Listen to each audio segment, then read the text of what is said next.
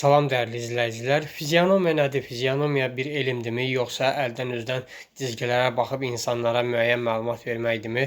Fizionomiya çox dərindir və bu günləri sizlərlə fizionomiyanın bir sirrini paylaşmaq istəyirəm. Bu da ki, şuuraltını oxumaq məsələsidir. Yəni insanın şuuraltında olanları, məlumatları fizionomiya vasitəsilə necə oxumaq olar. Və bir dahi insanların da çox gözəl sözü var. Deyir ki, yuxarıdakı nədirsə aşağıdakı odur və yaxud da ki, küpün içində nə varsa çölünə də o suzur.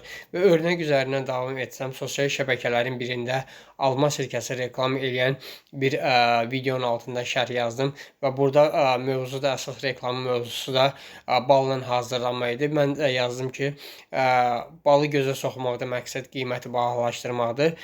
Videonu paylaşan insan da mənə rəyimə cavab olaraq yazdı ki, xeyr, hamısı eyni qiymətə satılır. Yəni bu nə deməkdir? Bunun da açıqlaması odur ki, bunun da demək istədiyi odur ki, tək balla hazırlanmır və balla hazırlanmayan da var. İndi burada ikinci bir sual meydana gəlir, çox maraqlı meydana gəlir ki, bəs nədən balla hazırlandığı gözə soxulur? Bu da ki, təbii ki, mən yazdığım şərhi dəstəklədi.